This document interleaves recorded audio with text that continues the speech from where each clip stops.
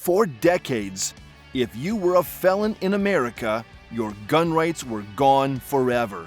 No exceptions, no second chances, no way back. But now, for the first time in over 30 years, the federal government is opening the door to get them back.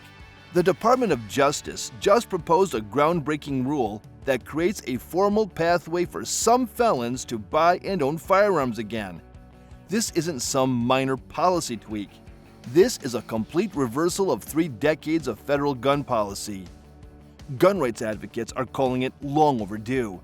Gun control groups are already furious, and millions of Americans with criminal records are watching closely. Let's break down what's actually in this rule and what it means for the future of gun rights in America. Disclaimer: before we dive in, let me be crystal clear. This video is for informational purposes only and is not legal advice. Gun laws are complex and change rapidly. They vary by state and federal jurisdiction. If you have specific questions about your rights or eligibility, always consult a qualified attorney who specializes in firearms law. What I'm sharing today is analysis of publicly available information, not legal counsel.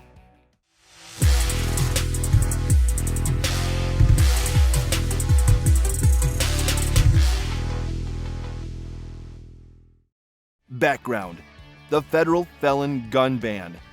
To understand why this is such a big deal, we need to go back to 1968. That's when Congress passed the Gun Control Act, which included a lifetime ban on gun ownership for anyone convicted of a felony. The logic seemed straightforward at the time. If you commit a serious crime, you lose certain rights permanently. Your right to vote in some states, your right to serve on a jury, and your right to bear arms. But here's what many people don't know. The 1968 law actually included a provision for getting those rights back. Section 925C of federal law gave the Attorney General authority to restore gun rights to felons who could prove they were no longer dangerous and that restoring their rights wouldn't harm public safety. For years, this worked through the ATF. Former felons could apply, get investigated, and potentially have their rights restored on a case-by-case basis. Then 1992 happened. Congress got spooked when they discovered that some violent criminals had gotten their gun rights back through this program. We're talking people with robbery convictions, burglary records, even some with homicide in their past. So Congress did what Congress does. They killed the entire program by cutting off all funding. No money meant no investigations, no reviews, no restorations. The pathway was effectively dead.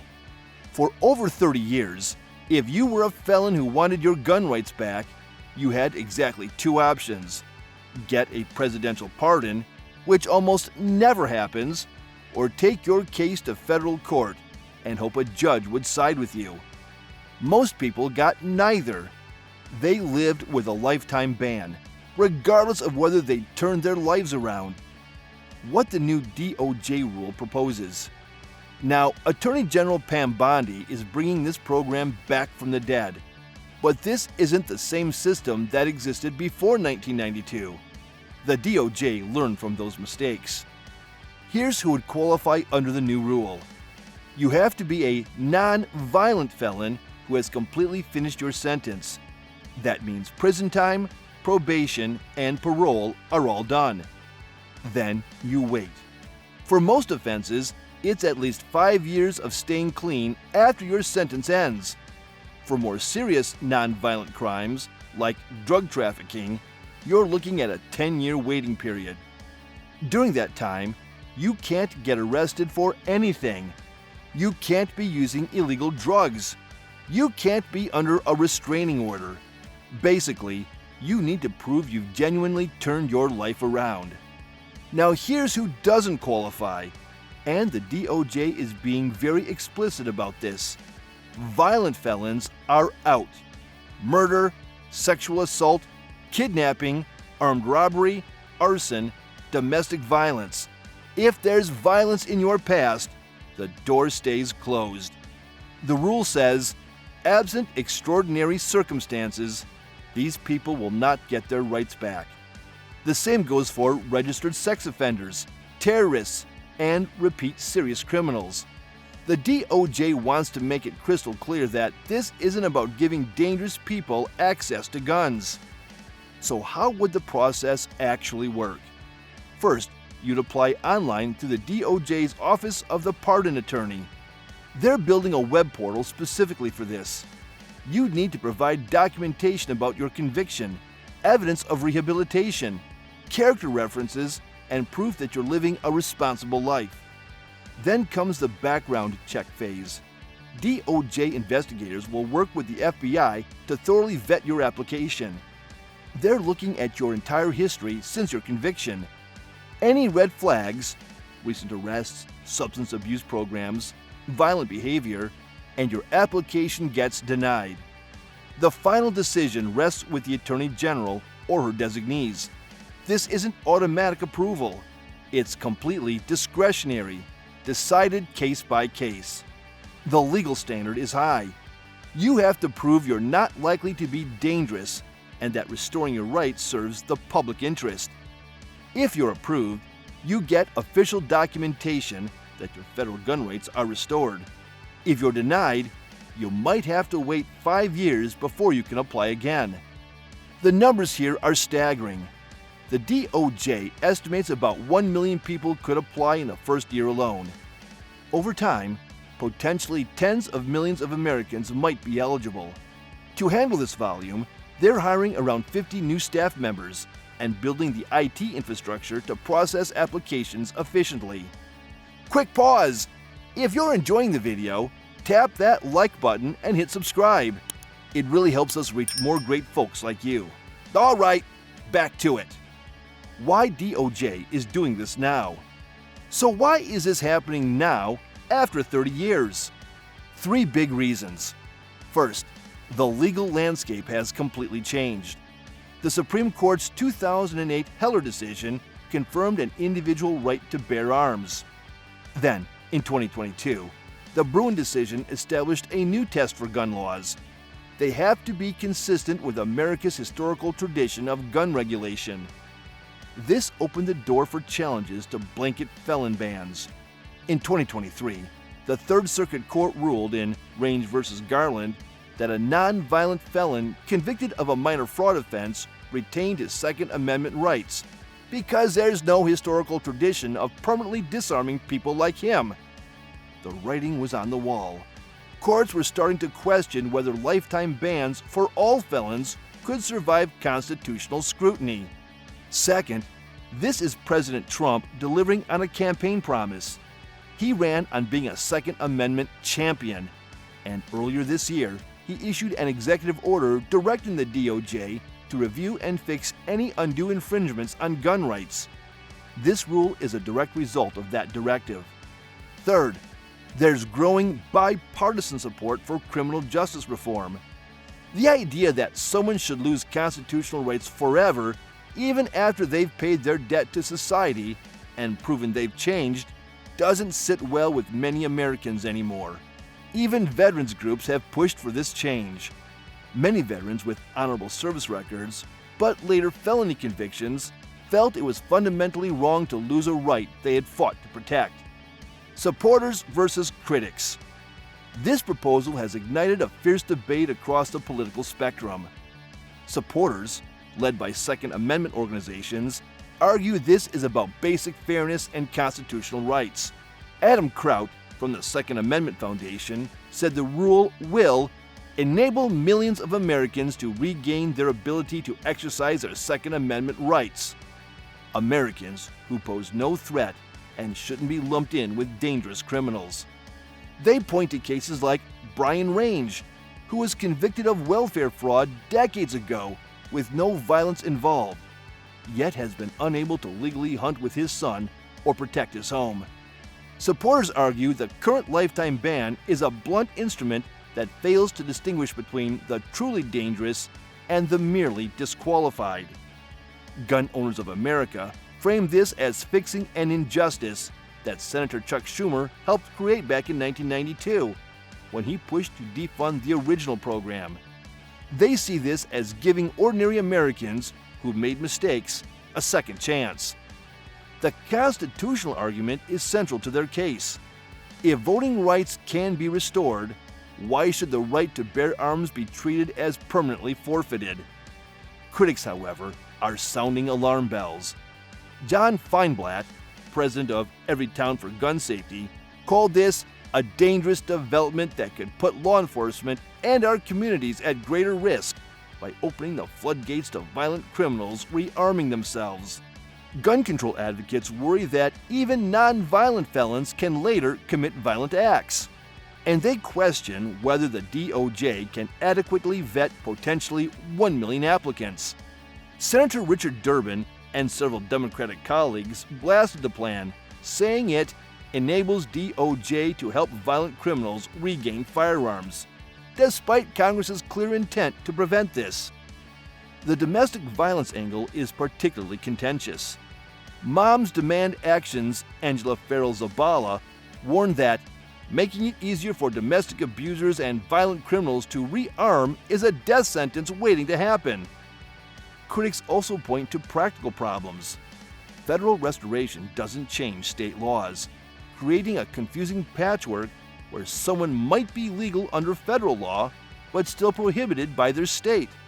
They question whether the current DOJ, citing President Trump's pardons of January 6 participants, can be trusted to apply strict standards rather than showing favoritism to politically connected applicants. What this means practically. If this rule becomes final, what would actually change on the ground? First, nothing happens immediately.